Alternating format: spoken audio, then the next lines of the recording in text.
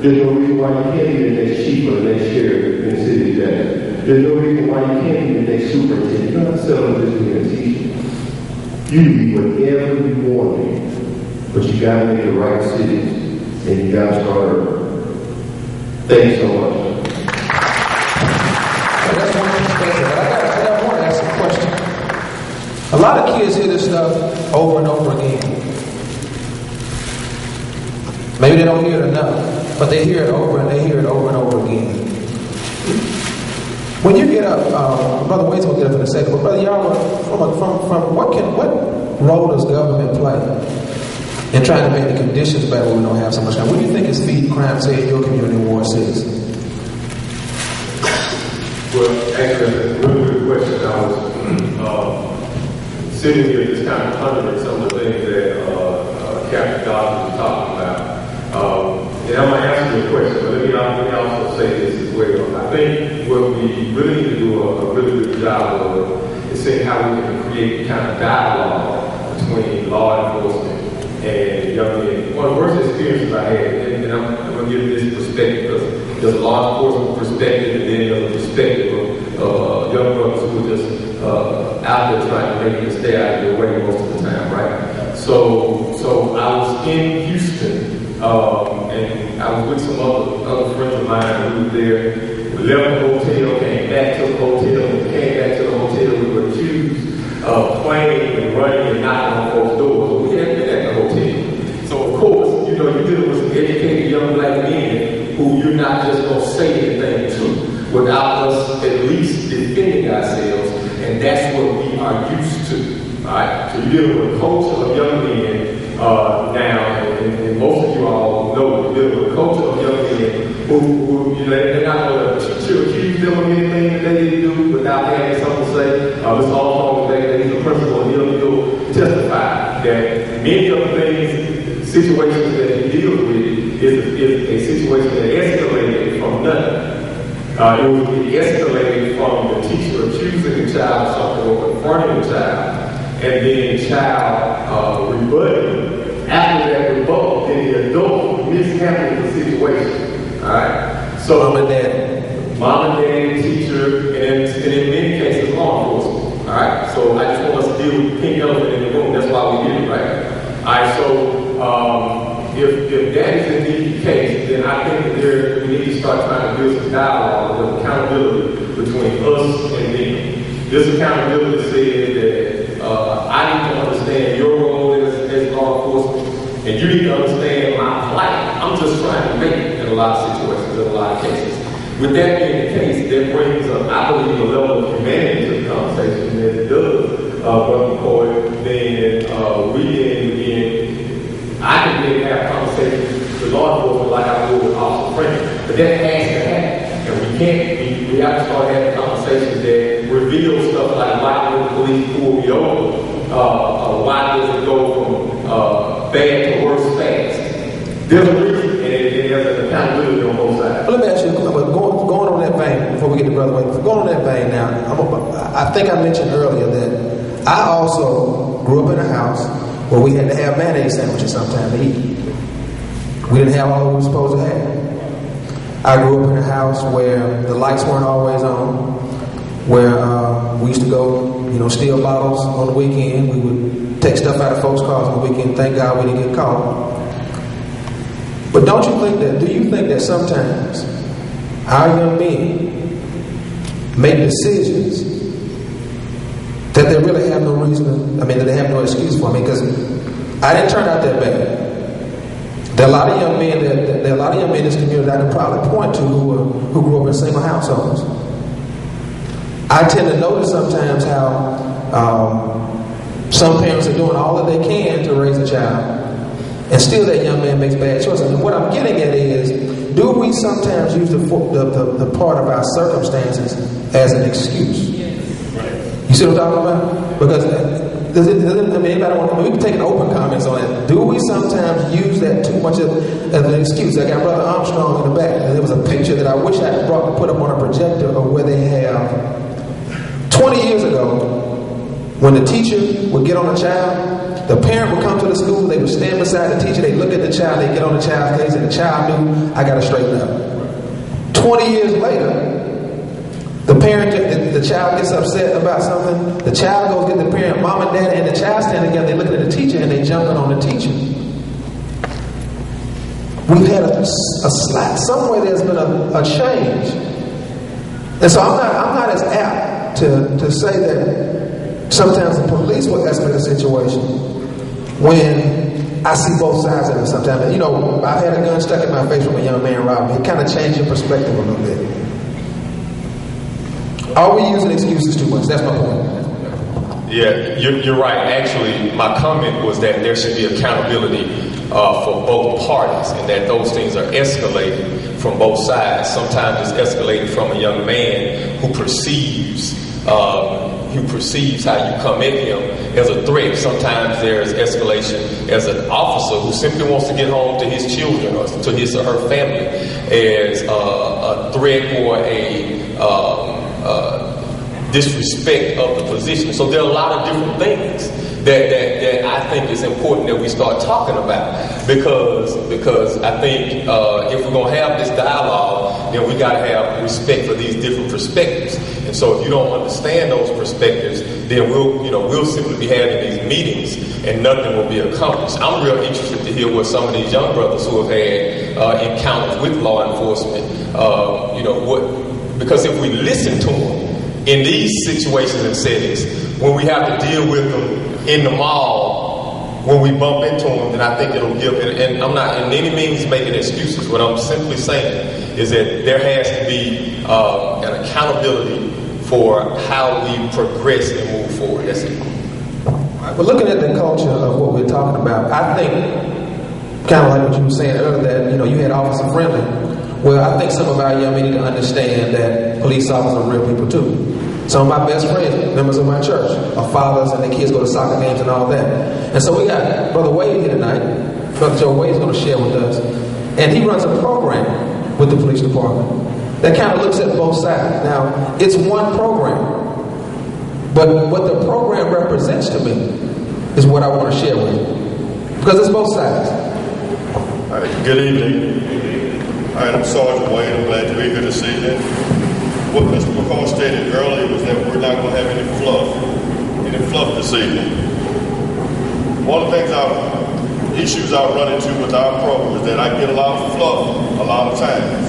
I get a lot of talk. I get a lot of lip service. When you run a program, it takes two things: commitment and what? Money. Money. It takes money. You have to have participation, but it takes money.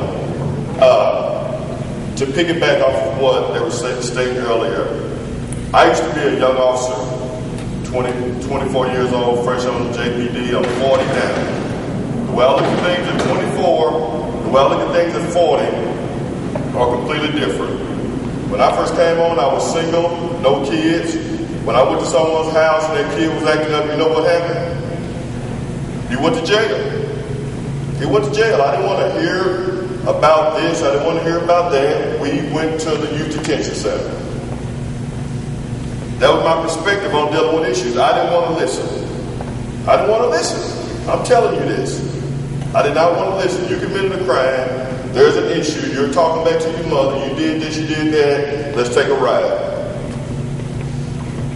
As I got older in the police department, I realized there was another way. I realized that Sergeant Wade, Joe Wade, Patrolman Wade, Detective Wade could not arrest away the problem.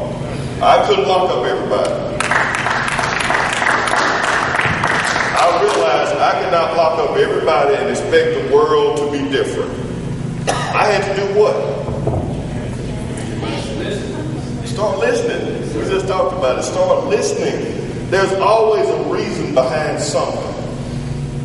I hope I don't step on anybody's toes. Okay. Some of the problem we have with these kids are not necessarily the kids' fault. That's right. You know whose fault it is? Parents. And some of these kids are trying to find a way They're trying to find a way in society. They're trying to find a way within peer pressure. They're trying to find a way to fit in. They're trying to find a way to be a part of something. Be a part of something. I worked in patrol. I went from house to house, calls. I worked in precinct 1, 2, 3, 4. I've been a patrolman on the streets. I've been a supervisor on the streets. I worked in the detective bureau. I worked robbery homicide for like 6 years as a detective and as a supervisor. I've seen the worst that society has to offer. I've seen it. I've arrested a 14-year-old for capital murder. I've done that. I've arrested kids for some things that you know it's not this kid's fault. It's somebody else's fault. There's a reason that this transpired. And I have run into this a lot of times. When I did something when I was little, I got my butt whooped by my mother, father, grandmama, grandfather, neighbor. I'm like, why my neighbor whipping me? They looked out for each other. And they helped raise me. And me and my brother, I think we turned out pretty good. But as I got older in the police department, I figured there was something I could do differently to make an impact in the city of Jackson. But still, 5 years later, we need help. We have 63 young men in our PAL program. PAL is a program that we call the Police Athletic League. It's a national program. We have it here in Jackson. We give kids an opportunity to play organized youth basketball. Basketball is our tool to get kids to come to us at the Police Academy 2 days a week. 2 days a week, we have kids at the Jackson Police Training Academy. I'm not talking about every now and then they show up. If you bounce that basketball in front of those kids, they're going to be there. They're coming. They're there twice a week, and they play their basketball games on Friday and Saturday. So we're spending 4 days a week with 60-plus kids in the city of Jackson.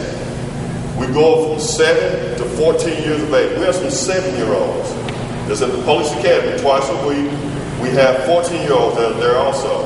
These kids just want to be a part of something. They want to be a part of a program. They want to be a part of a team. And more than that, they want to impress someone. I've been one of the busiest people in the city of Jackson over the past week because we've had work going on in the city of Jackson this past week. Graduations. And you know who's been invited to all these graduations? Not Sergeant Wade, but Coach Wade. Coach, I'm graduating tomorrow. Can you come? Coach, I'm graduating tomorrow. You said my graduation. I've been all over the place. I've seen so many graduation ceremonies this past week because these kids want to do what? They want to impress somebody. They want to be a part of something. They want to know that somebody cares about it. The program is going great. When we first started 5 years ago, we didn't even have a parent uniform. We didn't have uniforms to wear. We had to borrow somebody's uniform. We could have easily stopped our program 5 years ago. We didn't have uniform. We were the Tigers, and they wanted to be like Jackson State University, so we let the kids come up with their mascot. They are the Jackson PAL Tigers, Police Athletic League. Show for PAL. And these kids want to be like the Jackson State University Tigers, so their moniker is, of course, the Tigers. But we lost our first season. We did not win a game. 0-8. Couldn't beat nobody. We showed up to get beat. All right? Our second season, we lost every game again. I'm like, I told Detective Mason, who works with the training academy, we started playing. I'm like, no, not much more than beatings I can take every week. We were getting beat by 30, 40 points, okay? But you know what? It wasn't the kids' fault. It wasn't the kids' fault. You know whose fault it was? Our fault. Our fault. There were things that we were missing. We were thinking just basketball. Basketball is life. Basketball is life. You got to have discipline. You got to have hard work. And you got to have commitment. You got to have those things. That is what made us successful. We currently now we went from the one team that didn't have no uniforms to now 4 teams that have multiple uniforms to 3 trophy cases full of trophies. 3 trophy cases full of trophies. Because we got the commitment from the parents, hard work and discipline from the kids. And I've had so many parents come to me, ooh, my child needs this so much. He needs this discipline. She said nothing about basketball. She's talking about discipline. I had one parent, she was new. I want my kid to come play on your team, coach. It ain't Sergeant Wade, no, everybody say it's Coach Wade. Come on out, bring him out. I said, you treat those kids like they're police recruits. Yes we do. If they make a mistake, they're going to run a lap. If they are playing, horse playing, wasting time, they're going to do push-ups. But those kids, they're there early for practice. They're after practice is over, I think I've run them so much that they would be tired. They want to stay. They want to stay. But guess what? Our job is not done there. When these kids are at home, when there's an issue at home or at school, they're calling me. The kids are and the parents are.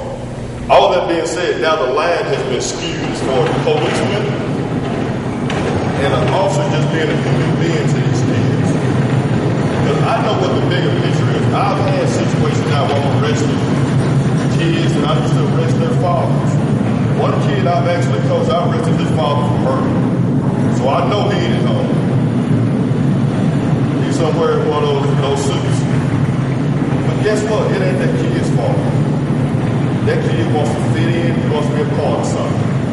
And that's our job. We cannot. I have a 12-year-old son.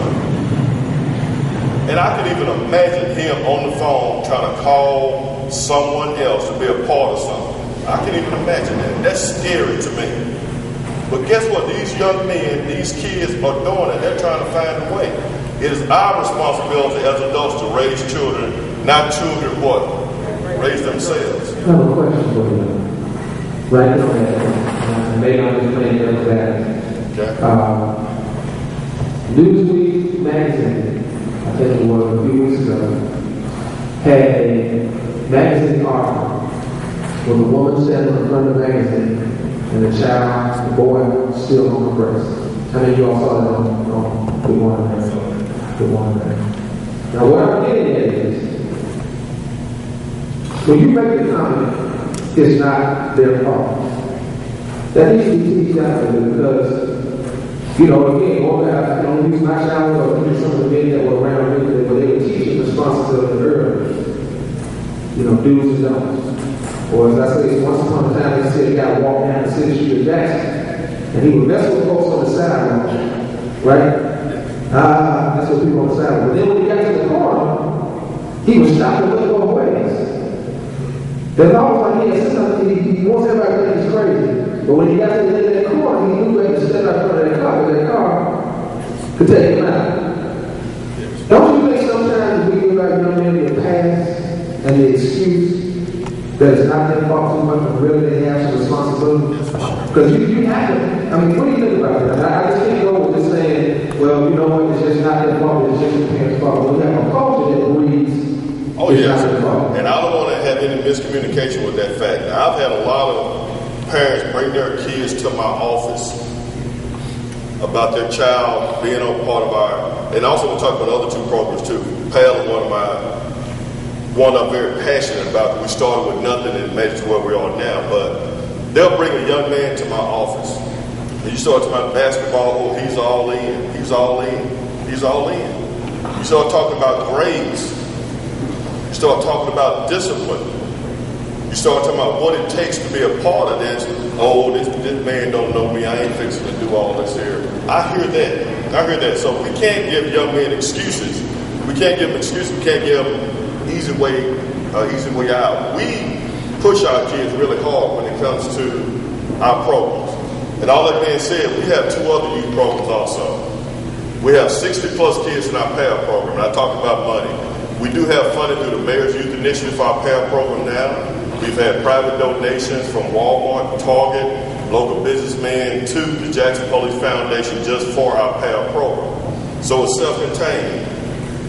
All registration fees for our PAL program is not paid for by the parent or the child, it's paid by us. All uniforms are not paid for by the child, or the parent is paid by us. So it is painless as possible. There's no excuse except that I don't want to work hard, I don't want to commit to anything, and I don't want to have any discipline. But our other two youth programs, we have our Police Explorers program. We have a Police Explorer camp set up for June 5th It'll be 4 days at the Police Academy. We are chartered through Boy Scouts of America, Police Explorers. We have about 20 kids in our Police Explorers program. These are kids I consider the best of the best. They have an interest in becoming a police officer one day. We have some recruits that have come through the academy recently that used to be Police Explorers. We teach these kids how to direct traffic. We teach these kids how to handle egress and ingress when it comes to doing events. We've actually held the Tougaloo graduation ceremony with the Police Explorers, the Taste and Bite Out of Crime with the Police Explorers.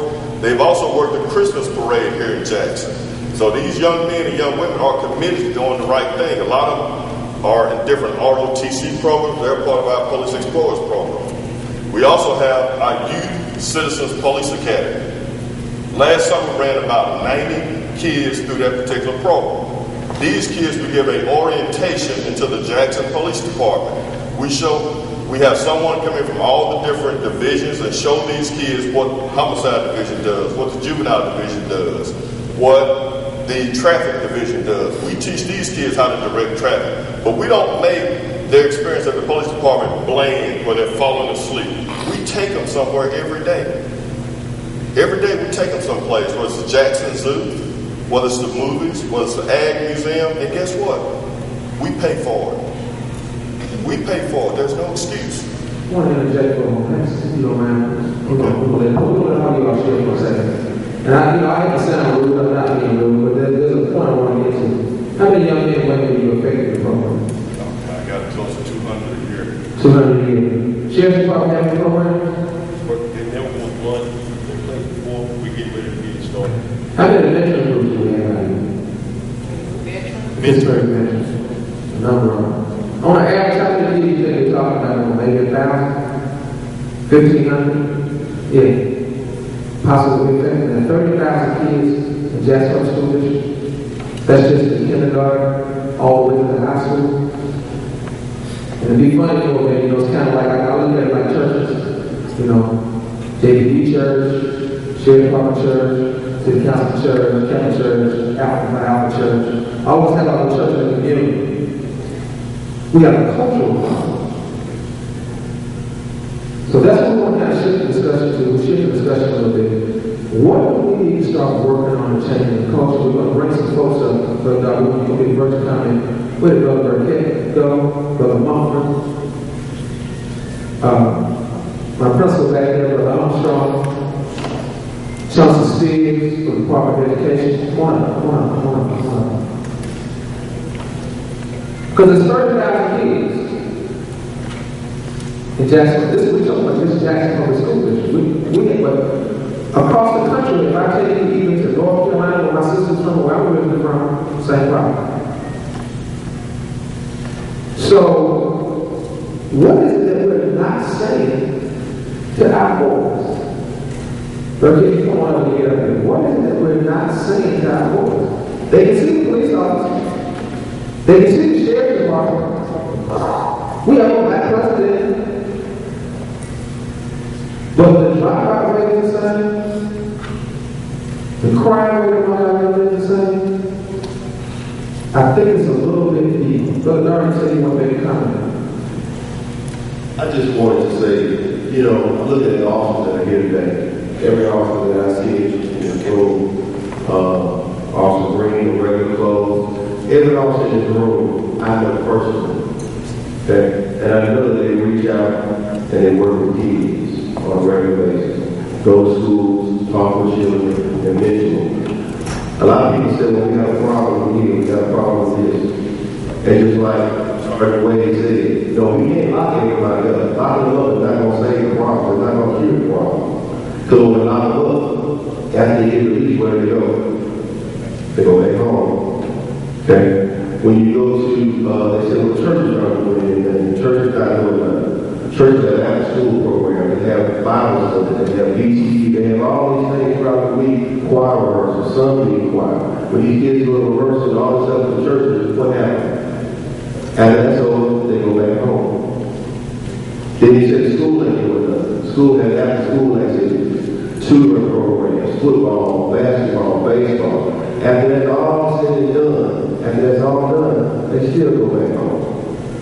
Okay? The police department cannot, like somebody said, we're not here to raise people's children, but one thing we need to do is educate them on the consequences of the mistakes that they can make. Because so many young people get caught up and they get locked up by making the wrong decision. Let me tell you something. I'm a school resource officer. I got two quick things I'm going to tell you real quick that changed my life as far as policing. Just like Sergeant Wade said, and I'm going to share this with you. I'm going to stand up when I say it because I get real passionate about it. I was at Blackburn Middle School, and I had a young lady that was coming to class, and she was acting up, and she would get in trouble. They said, we need to talk to the officer. I was driving with JD, and I pulled her to the side and said, hey, what's wrong with you? Why are you acting like that? She dropped her head. I said, you know you don't get in trouble? She said, yes, sir. I said, you know how you get in trouble? She dropped her head. I said, what's going to happen when you get in trouble? She said, I'm getting whipped. I said, you know how you get whipped? She said, that's the only time I get spent time with my mom. That hit me right here. Okay? I went to talk to that young girl, mother at the restaurant when she was working. Beautiful woman, hard working, didn't have a problem taking care of 3 kids by herself, no help from nobody. It wasn't that she was a bad mom. She was just trying to do what she could to provide for her kids. But after being brought to her attention, when she started doing things 2 days a week, when she would work late, part of that oldest girl, that was at Blackburn, would go back out and get hot cakes and socks. 2 years ago, I walked through Long Park Mall, and that same young lady walked up behind me, grabbed me, talking about she graduated from home community college in Jersey. It made a difference in that young lady's life. We got to play a part in these young people's lives. There's a young man on that Hardy Middle School. He get up, turn the table over, yelling, mad with everybody. Ha! I had to grab him one time. So what's wrong with you? Huffing and puffing. Basketball, just like what Sergeant Wade said. I saw him shoot basketball. I went in and played sports with him. Okay, he beat me. When it was over with, next time I came at him, I said, you gonna buy me a pizza? I bought him a pizza. He sat at the table with his friend eating that pizza. After that ice was broke, basketball broke that ice cream. I had to talk to him. You know what I said? Man, why you do what you do? He said, I'm tired. I said, why are you tired? I want y'all to listen to this. This boy was in the 7th grade. I said, why are you tired? He said, because I gotta protect my mom. I said, why you gotta protect your mom? Mom and dad going through the war. Dad said, I'm kidding. Talking to mom, mom woke up in the middle of the night and it was true what he said. When mom put him in, he grabbed a chair and put it in mom's door and sits in front of mom's door all night with 2 bushes down, sitting up, staying up all night trying to protect his mom. That's why we have to listen to these kids. Okay? A lot of we can't make excuses for them. We got to listen to what's going on. Okay? But we can't accept every little thing they tell us as well. We're not his friends. That's my son right on the front row. I'm going to put him on black in a green shirt. I know he's going to say, oh Lord, but I'm not his friend, I'm his dad. But we got to listen to these children. Thank you. Thank you. When you're in transition, I wanted to be sure that we kept in mind that this conversation that we ought to be having is about relationship building. So at the end of the day, we want to see how we can build relationships between us and them. And ultimately, the stronger the relationship, the more likely you are to spend time preventing crime rather than chasing criminals. The school that I was last principal, we made a goal. We said that we weren't going to suspend any more than 10 children. How are you going to do that, Mr. Yarber? We're going to do it by winning children. How you going to win children, Mr. Yarber? We're going to at least act like we care about them. All right? So if I can get out of 60 grown folk in the building, if I can get 45 of them to just act like you care about the children, then I think we can win children, and then we're able to help win the conversation as we go on. We are going to transition now. The question was asked, who are our boys talking to? And this group of folk to my left, they're going to talk to you about what men may not be saying. And what we're going to also do is try to pull some of you folks into this conversation who are sitting out there to find out what kinds of things need to be said. What kinds of things? There's a survey that's going to go around, but we're also going to try to pull some of you into this conversation because you know what you need to hear. You know the kinds of things. Believe it or not, we all, once we start getting old, we get old, y'all. We just kind of lose touch, and that's just how it is. And I think we need to be able to keep our finger on the trigger, and that proverbial trigger are those young men who are sitting out here in the audience. And we're going to do that here in just a minute. We're going to move to Brother Chris Burkett.